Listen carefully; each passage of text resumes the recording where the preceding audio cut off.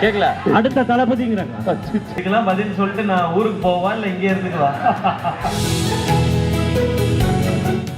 போக்கிரி படத்துக்கு டிக்கெட் கிடைக்காம சுற்றி தேடி வாங்கி அப்படி பார்த்த நான் வந்து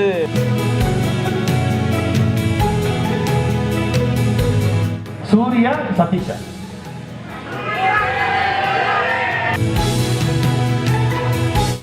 இறந்து போன யாராச்சும் ஒரு ஆளை திருப்பி உயிர் கொண்டு வரணும்னு சொன்னா நீங்க யாரை கொண்டு வருவீங்க?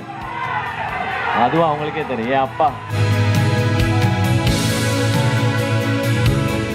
இடையில எல்லாரும் கோட் படம் பார்த்துருப்பாங்க. அந்த கோட் படத்துல நீங்க ஒரு துப்பாக்கி கொடுக்க முக்கியமான ஒரு கேமியோ பண்ணியிருந்தீங்க.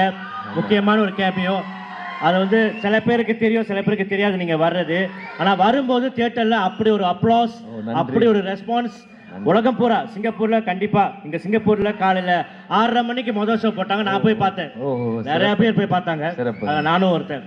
சோ நீங்க வந்து அந்த காட்சி, நீங்க வந்து தளபதி வந்து துப்பாக்கி உங்க கையில கொடுத்துட்டு துப்பாக்கியை பிடிக்கணும் சொல்லுவாரு. அப்ப நீங்க அதுக்கப்புறம் பேசுற டயலாக் அது வந்து நிறைய பேர் நிறைய விஷயமா அதை வந்து எடுத்துக்கிட்டாங்க. உங்க அபிப்பிராயம் அது என்னது? உங்க உங்க உங்க நிறைய பேர் நிறைய கதை சொல்றாங்க. ஆனா உண்மையிலேயே அது என்னன்னு நீங்க நினைக்கிறீங்க? இல்லை, முதல்ல அப்படி ஒரு சீன் நடிக்கிறது எனக்கு ரொம்ப சந்தோஷமான விஷயம். அதுக்கு வந்து நான் வெங்கட் பிரபு சாருக்கும் விஜய் சாருக்கும் தேங்க்ஸ் சொல்லிக்கிறேன். ஏன்னா என்னப்பா கேட்கல. அடுத்த தளபதிங்கிறாங்க. ஒரே தளபதி தான், ஒரே தலை தான், ஒரே உலக நாயகன் தான், ஒரே சூப்பர் ஸ்டார் தான். இந்த அடுத்த அதெல்லாம் வாய்ப்பே கிடையாது. நம்ம வந்து அவங்களெல்லாம் அவங்க சினிமாக்கள்லாம் பார்த்து தான் நான் சினிமாவுக்கு வந்திருக்கேன். அவங்கள மாதிரி ஏதாவது படங்கள் நல்லா பண்ணி ஹிட்டு கொடுத்து அவங்கள மாதிரி ஜெயிக்கணும்னு நினைக்கலாம். அவங்களாவே ஆகணும்னு நினைக்கிறது சரி கிடையாது, தப்புன்னு நினைக்கிறேன் நான். ஏன்னா அவங்க கஷ்டப்பட்டு வந்த பயணம் ஒவ்வொருத்தரும் நான் அப்படி தான் எப்போவுமே பார்க்குறேன். நான் இவங்கள ஆயிடணும் அப்படின்னு நான் நினச்சதே இல்லை. ஆனால் அவங்க செஞ்ச நிறையா சாதனைகள் இருக்குது இல்லையா? அவங்க நல்லா கஷ்டப்பட்டு உழைக்கிறாங்க. ஒவ்வொருத்தர்கிட்ட ஒவ்வொரு விஷயம் இருக்குது. அந்த நல்ல விஷயங்களை எடுத்துகிட்டு என்னால் முடிஞ்சால் எனக்குன்னு ஒரு சின்ன இடத்த உருவாக்கிக்கணும் அப்படின்றத நான் நினைக்கிறேன். அதுதான். அண்ட் கோட் படம் நானும் தேட்டரில் பார்க்கும்பொழுது எல்லாரும் ஒரு செம்ம ரெஸ்பான்ஸ் கொடுத்தாங்க எல்லாருமே.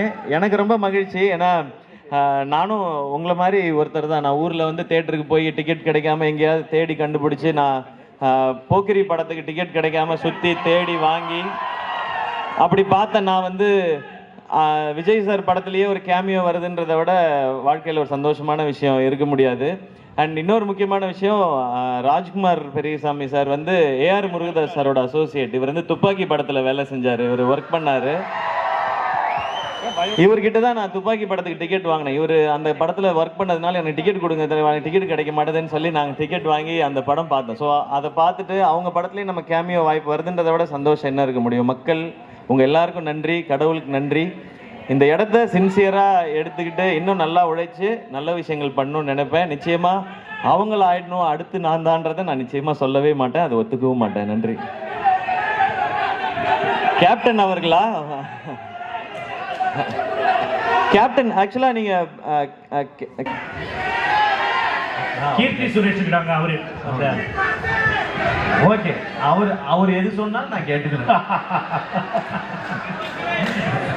ஒரு வெளியூருக்கு போனீங்கன்னா எந்த ஊருக்கு போவீங்க? உங்களுக்கு ரொம்ப பிடித்த ஊர்? சில பேர் கனடாக்கு போவாங்க, யூஎஸ்க்கு போவாங்க. நீங்க எங்க போவீங்க? நான் கண்டினியூஸா ஷூட் இருந்ததுன்னா முடிச்சுட்டு ஒரு வாரம் வீட்லயே இருக்கணும்னு தான் நினைப்பேன் நான். ஸோ அது டிராவல் பண்ணி போய் சுற்றி நான் வெளிநாடுகள்லாம் போனால் கொஞ்சம் நான் தான் இப்போ சொன்னேன், இத்தனை வாட்டி சிங்கப்பூர் வந்திருக்கேன், என்ன முழுசாக சுற்றி பார்க்கலான்னு சொல்கிறேன். கொஞ்சம் சோம்பேறி நான். வெளிநாட்டுக்கெல்லாம் வந்தால் நல்லா சாப்பிட்டு எங்கே நல்ல சாப்பாடு கிடைக்குமோ அதை போய் தேடி சாப்பிட்டு தூங்குறது எனக்கு ரொம்ப பிடிக்கும். ஓ, அப்போ அடுத்த கேள்வி நான் கேட்கறது, ஷூட் எல்லாம் நேரத்தில் நீங்கள் முக்கால்வாசி என்ன பண்ணுவீங்க? எனக்கு ஷூட்டிங் இல்லைன்னா வீட்டில் இருக்கீங்கன்னா? வீட்டில் தான். வீட்டில் என்ன பண்ணுவேன்? ஃப்ரெண்ட்ஸ் கூட கிரிக்கெட் விளையாடுவேன். இந்த மாதிரி இங்கே விளையாண்டுருக்காங்க இல்லையா, இந்த மாதிரி ஜாலியாக கிரிக்கெட் விளையாடுவேன். ஓகே, சரி. நான் அடுத்த கேள்வி, சூர்யா சதீஷா?